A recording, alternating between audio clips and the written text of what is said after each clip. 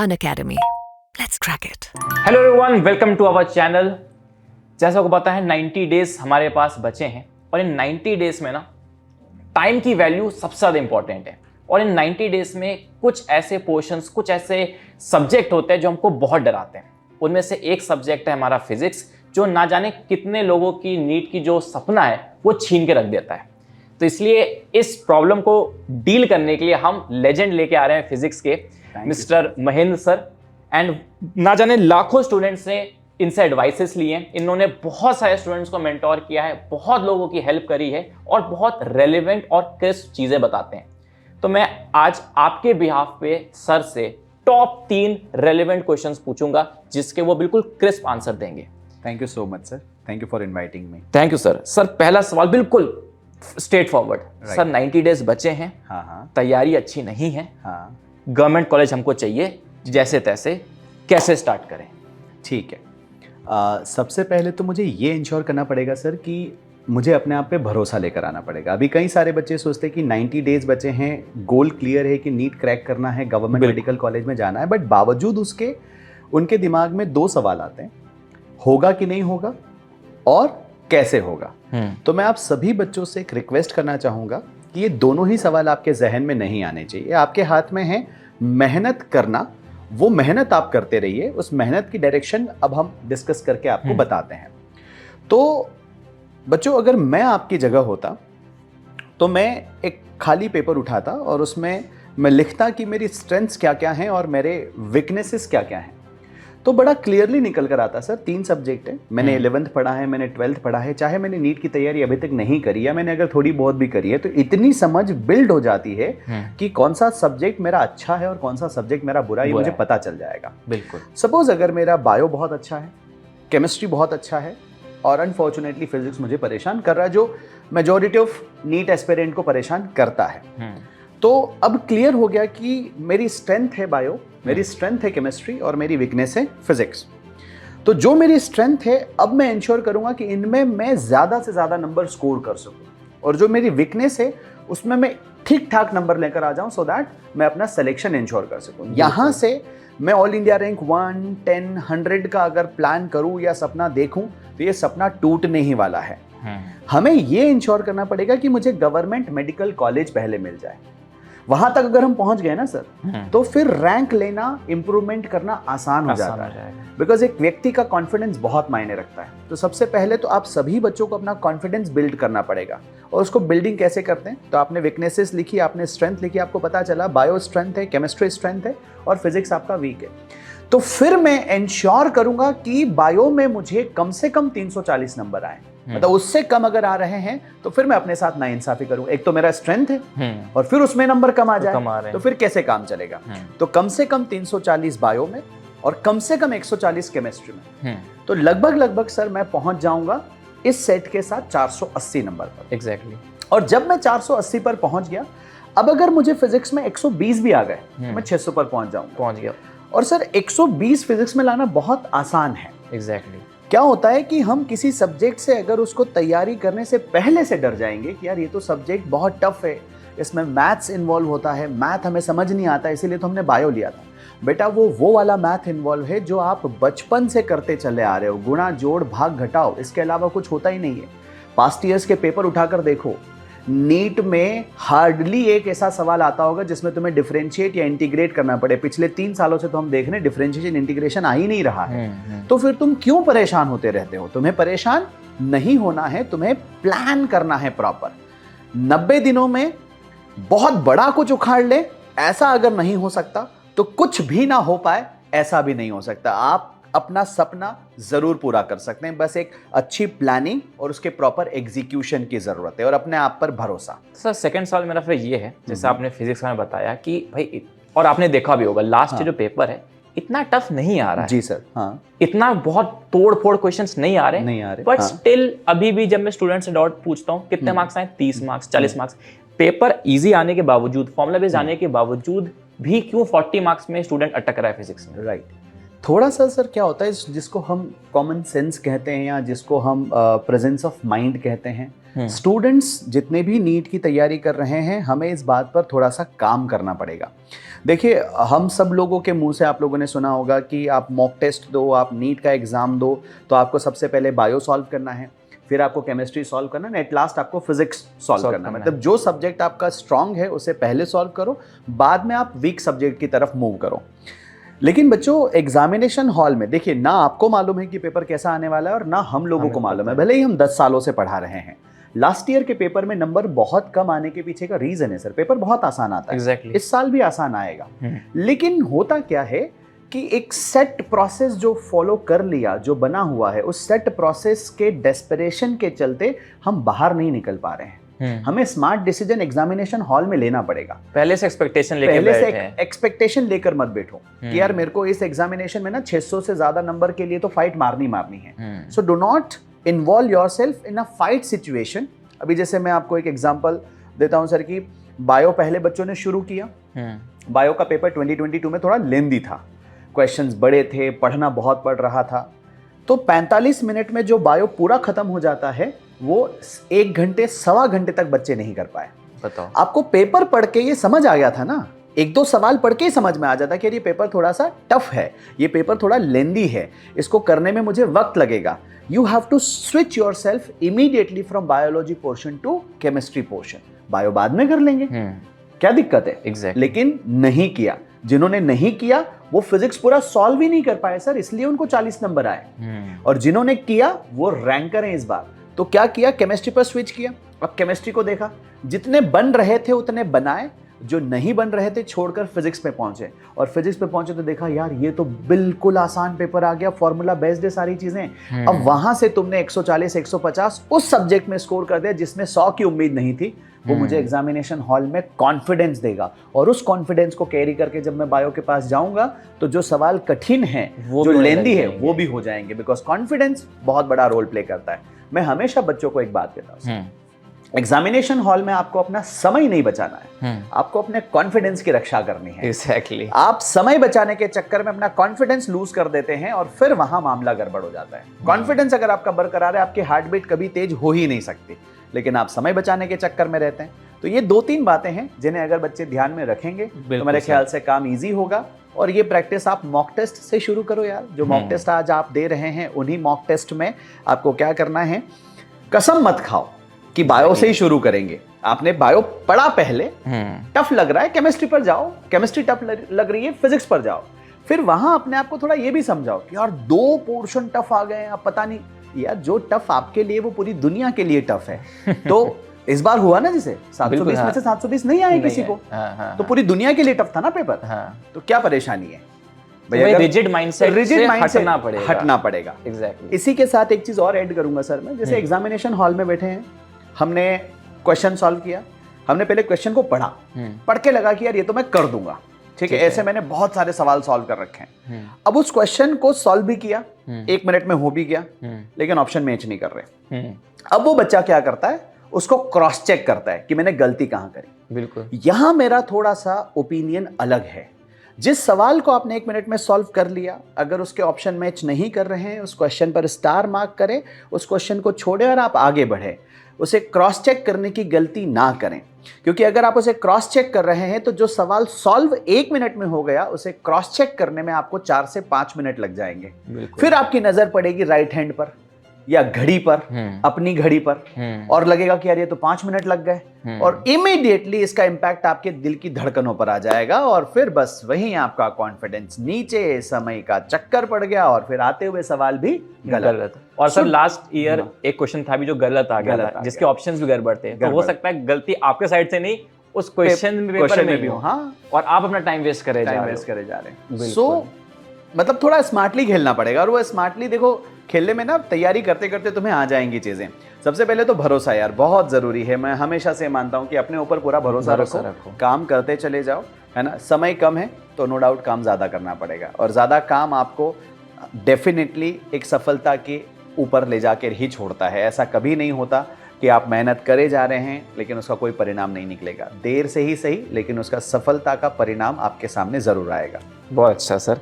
तो सर एक लास्ट है जो जी। काफी सेल्फिश होता है स्टूडेंट्स के लिए, बट हाँ। हर एक मन में ये हाँ। देखो सर 90 डेज बचे हैं, जी सर। मार्क्स अच्छे लाने हैं और हाँ। फिजिक्स में it's a game of practice, question Right. Practice बहुत करनी है। हाँ। प्रैक्टिकल चीज ये है कि अब हर चैप्टर में 200-250 क्वेश्चन नहीं करे जा सकते। बिल्कुल सही है सर। अब उसका सवाल ये है 90 डेज में मुझे कम से कम क्वेश्चंस करने हैं, हाँ। जहां से डायरेक्ट क्वेश्चंस भी आ जाए नीट पेपर में, मुझे फिजिक्स भी समझ में आ जाए, तो क्वेश्चंस में कहां से प्रैक्टिस करूं? सर मतलब before writing any examination I should have a friendship with that examination. बिल्कुल। मुझे अगर नीट लिखना है तो मुझे नीट के साथ दोस्ती करनी पड़ेगी। जो हमारा दोस्त होता है उसके बारे में हम सब जानते हैं, मम्मी का नाम, पापा का नाम, कब उठता है, कब बैठता है, कहाँ जाता है। तो नीट को परखना पड़ेगा। तो जब आप सभी बच्चे नीट के पास्ट ईयर पेपर्स को देखोगे, परखोगे, तो तुम्हें समझ आएगा। मैं कुछ चैप्टर्स के यहाँ पर नाम लेता हूँ सर, जैसे ग्रेविटेशन हो गया। प्रीवियस ईयर क्वेश्चन से लिंक्ड ही सवाल आते हैं हर बार, सवाल नया होता है, फॉर्मूला वैल्यूज बस बदल जाती है, उससे कोई फर्क नहीं पड़ने वाला। नंबर 20 की जगह 25 हो जाए तो क्या फर्क पड़ेगा। तो बस न्यूमेरिकल वैल्यू चेंज होती है, बट कॉन्सेप्ट सिमिलर होते हैं सर। बिल्कुल। तो जब आपको ये समझ में आ गया कि ग्रेविटेशन एक ऐसा चैप्टर है जिससे प्रीवियस ईयर क्वेश्चन से ही लिंक्ड क्वेश्चंस आते हैं, तो मेरे को इस चैप्टर के खाली प्रीवियस ईयर क्वेश्चन सॉल्व करना है, एग्जैक्टली। एडिशनल प्रैक्टिस पे जाना ही नहीं है। Moving charges and magnetism, magnetic field हो गया, मैग्नेटिक फोर्स हो गया, अर्थ मैग्नेटिज्म और मैग्नेटिक मटेरियल, ये चारों चैप्टर जिस यूनिट में हैं, इनसे खाली प्रीवियस ईयर क्वेश्चन से पेपर बनता है। तो मैं ये 4 चैप्टर्स केवल प्रीवियस ईयर क्वेश्चन सॉल्व करके कर सकता हूँ। पूरी मॉडर्न फिजिक्स खाली प्रीवियस ईयर क्वेश्चन से लिंक्ड होती है। तो ऐसे जब आप आइडेंटिफाई कर लोगे तो आपका काम बहुत आसान हो जाएगा। कुछ ऐसे चैप्टर्स हैं जिसमें एडिशनल प्रैक्टिस इज रिक्वायर्ड, जो थोड़ा सा एनसीईआरटी से टच तो होता है, लेकिन थोड़े कॉन्सेप्ट्स एनसीईआरटी के बियॉन्ड होते हैं, उन पर सवाल भी आ जाते हैं। इसीलिए हम एज एन एक्सपर्ट जब आपको पढ़ा रहे होते हैं तो वी स्ट्रिक्टली फॉलो एनसीईआरटी, लेकिन उसके बियॉन्ड भी हम आपको चीजें बताते हैं, क्योंकि देखो हमें नहीं मालूम। वैसे भी मैं एनटीए को कहता हूं कि देखो ये बिन पेंदे का लोटा है, कब बदल जाए कोई गारंटी नहीं है। ठीक है, आज कल बायो टफ आ गया, हो सकता है आज फिजिक्स टफ आ जाए। We have to ready ourselves in all the situation, और मैं अपने लिए अच्छा कर पाऊँ, कोशिश हमारी ये होनी चाहिए। तो आपको सिलेक्टेड क्वेश्चंस करने की जरूरत है। कुछ चैप्टर्स तो बता दिए सर जिसमें केवल प्रीवियस ईयर क्वेश्चंस करना है, जैसे एटम्स, मॉडर्न फिजिक्स का हो गया, न्यूक्लियाई हो गया, उसके बाद आपका सेमीकंडक्टर हो गया, केवल प्रीवियस ईयर क्वेश्चन। अब लॉजिक गेट है। अभी कुछ बच्चे क्या करते हैं सर, कुछ चैप्टर्स हैं जैसे मैकेनिकल प्रॉपर्टीज ऑफ सॉलिड्स हो गया, मैकेनिकल प्रॉपर्टीज ऑफ मैटर हो गया, फ्लूइड हो गया, एसएचएम हो गया, वेव्स हो गया। सर ये पूरे चैप्टर छोड़ देते बच्चे। लास्ट में वहां तक पहुंचते हैं तो कहते हैं यार ये करने ही नहीं है, मैं रिविजन करते रहता हूँ। रिविजन से, और वो बात सही भी है, बच्चा ये सोचता है कि जो मैंने पढ़ा है एटलीस्ट उसको मैं रिवाइज तो कर लूं। नया पढ़ने के चक्कर में पता चला वो रिवाइज नहीं कर पाया, पुराना भूल जाऊं। अब मेरा यहाँ पर फिर से ओपिनियन थोड़ा डिफरेंट है कि पूरा चैप्टर छोड़ने की बजाय अगर आप उस चैप्टर के इंपॉर्टेंट टॉपिक्स कर लोगे, तो कम से कम ये गारंटी है कि उससे अगर कुछ आएगा तो 4 नंबर तो आएंगे। एग्जैक्टली। पूरा छोड़ने से कम, ये तो गारंटी हो गई कि कुछ नहीं आएगा, है ना। तो आप अगर वेव्स छोड़ रहे हैं मत छोड़ो, खाली डॉपलर इफेक्ट कर लो। ठीक है, अगर आप फ्लूइड छोड़ रहे हो मत छोड़ो, बर्नौलीज थ्योरम और आर्किमिडीज प्रिंसिपल कर लो। मैकेनिकल प्रॉपर्टीज ऑफ मैटर छोड़ रहे मत छोड़ो, विस्कोसिटी कर लो, सरफेस टेंशन कर लो, एक एक सवाल आता ही है। तो you have to play smartly.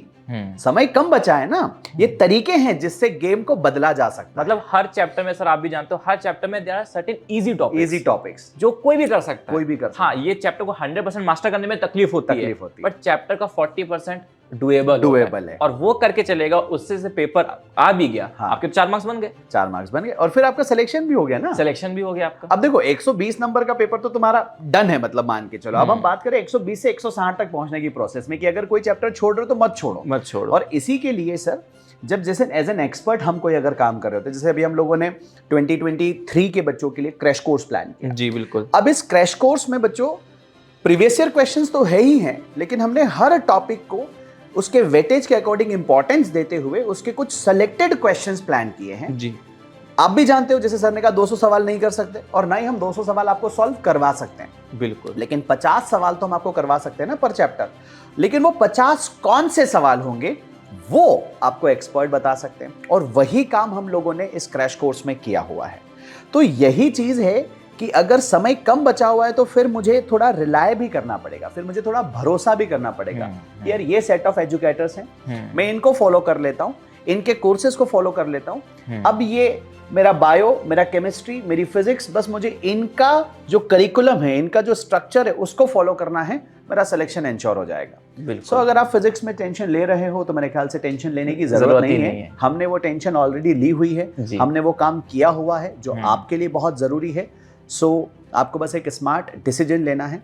और सर हैंड होल्डिंग के लिए हमने अपना क्रैश कोर्स लॉन्च किया ही हुआ है, बिल्कुल, जिसमें जो भी हम बातें कर रहे हैं वो इम्प्लीमेंट करके हम आपके सामने परोस रहे होंगे। आपको बस वो प्रैक्टिस करना है, आपको ढूंढने की भी जरूरत नहीं पड़ेगी सब। बिल्कुल। और सर एक लास्ट चीज जो आपने बहुत अच्छे पॉइंट बोला था, हम लोग डिस्कस कर रहे थे कि स्टूडेंट जब कोई कोर्स में एनरोल करता है वो 2 दिन के बाद अपने आप को एनालाइज करने बैठ जाता है कि कोर्स सही है कि नहीं। 2 दिन में, आज फिजिक्स वीक है, लेट्स आज हम आपसे पढ़ते हैं, 2 दिन में क्या स्ट्रांग हो गई? अगर स्ट्रांग नहीं हुई तो छोड़ दो कोर्स। मेरा सर किसी भी एनालिसिस में मेरा एक सिंपल पॉइंट है। जैसे कई बार क्या होता है, जैसे मैं बहुत सारी चीज़ों और सब्जेक्ट्स के साथ डील करता हूँ, तो कई मुझे लोग कॉल करते हैं, कहते हैं कि यार सर ये आपसे मिलना था, बस 5 मिनट का एक काम है। एक मिनट सर, मैं पहले बता दूं, सर सिर्फ फिजिक्स ही नहीं पढ़ाते थे। जब हम लोग डिस्कस कर रहे थे, सर ने फिजिक्स वाले बहुत कुछ पढ़ाया है, इंजीनियरिंग बहुत कुछ, और इनको अलग अलग ऑल ओवर इंडिया कॉल्स आते थे अलग अलग सब्जेक्ट पढ़ाने के लिए।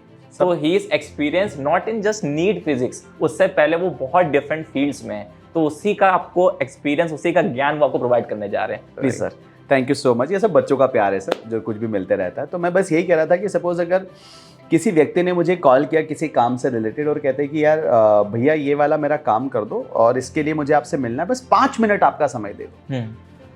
कोई भी अगर व्यक्ति आपसे काम करवाना चाहता है और उसके लिए अगर वो कह रहा है कि मुझे 5 मिनट का समय दे दो, इसका मतलब वो व्यक्ति उस काम में एक्सपर्ट होना चाहिए। बिल्कुल, तभी तो उसने एनालिसिस कर लिया कि 5 मिनट ही लगेगा। हाँ। लेकिन अगर आप वो काम जानते ही नहीं हो, हाउ यू कैन से कि 5 मिनट में वो काम हो जाएगा? वो काम तो मेरा है ना, तो मुझे पता होना चाहिए कि वो कितने समय में होगा। बिल्कुल। तो मुझे डिसाइड करना चाहिए ना कि समय मुझे अगर देना है तो 5 मिनट देना है या 50 मिनट लगेंगे।